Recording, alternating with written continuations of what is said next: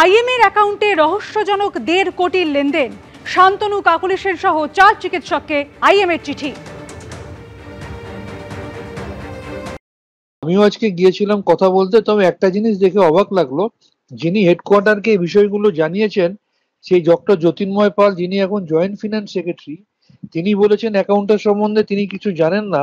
অথচ 2020 থেকে 2022 এই 3 বছর তিনি প্রথম বছর এডিটর এবং পরের 2 বছর নিজে জিমার সেক্রেটারি হিসেবে জিমাতে ছিলেন।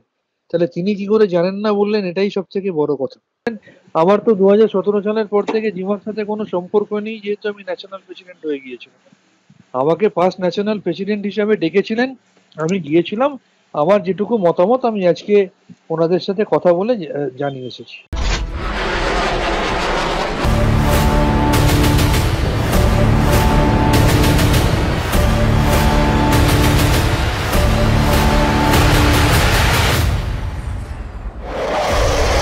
বিদ্যুতের ঝলকের মতো আকাশ ছিঁড়ে শত্রুর উপর নিখুঁত আঘাত, মাঝ আকাশে ডিগবাজি খেয়ে প্রতিপক্ষকে চমকে দেওয়া, ভারতের গর্ব আর শত্রুর জম। অবশেষে যুদ্ধক্ষেত্র ছাড়ল ভারতের মাঝ আকাশের সেই যোদ্ধা।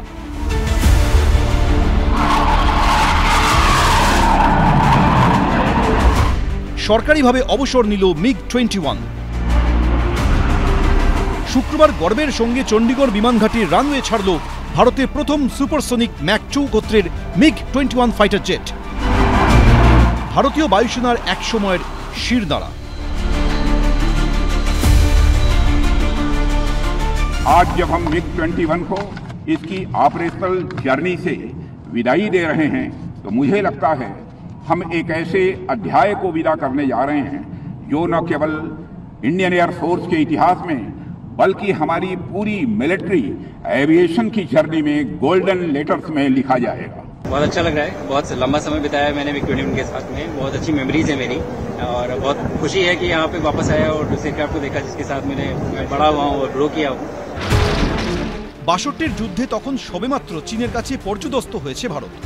তারপরে বায়ুসেনাকে শক্তিশালী করে তোলার প্রয়োজনীয়তা অনুভূত হয়। তৎকালীন সোভিয়েত ইউনিয়নের সঙ্গে MiG-21 কেনার চুক্তি করে ভারত। 1950 সালে সোভিয়েত ইউনিয়নে তৈরি MiG-21 বিশ্বের সর্বপ্রথম সুপারসনিক ফাইটার জেট, যা কিনা শব্দের চেয়ে দ্বিগুণ গতিতে আকাশে উঠতে পারে। 1963 সালে ভারতে এসে পৌঁছয় MiG-21 এর প্রথম ফ্লিট। ভারতীয় বায়ুসেনার হাতে আসার মাত্র 2 বছরের মধ্যে 1965 সালের যুদ্ধে পাকিস্তানি বায়ুসেনার মুখোমুখি হয় এই যুদ্ধ বিমান।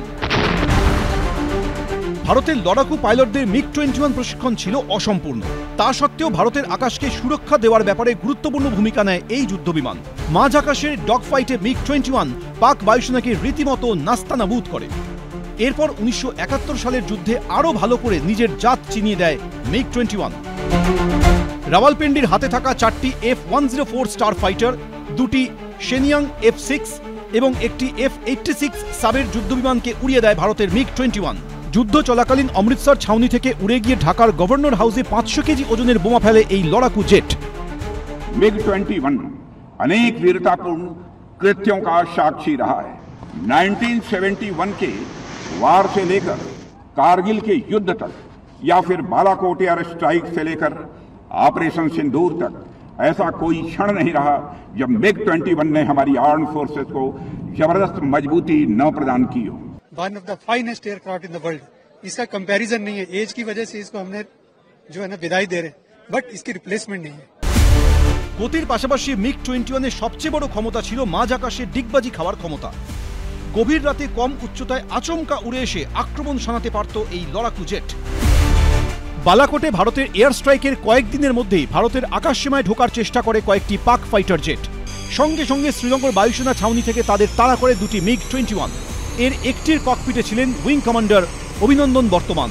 মাঝ আকাশে ইসলামাবাদের বিমান বাহিনীর একটি F-16 যুদ্ধবিমানকে গুলি করে নামান তিনি। हम सबके लिए यह सिर्फ एक फाइटर जेट नहीं बल्कि एक फैमिली मेंबर जैसा है मेरे साथियों,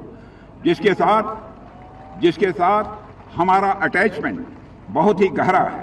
I have been privileged serving this mighty aircraft. Emotional moment है वाकई।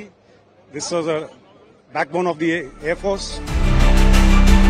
কয়েকদিন আগেই শেষবার এই ফাইটার জেটটি নিয়ে আকাশে উড়েছিলেন ভারতীয় বায়ুসেনা প্রধান air chief marshal Amarpreet Singh.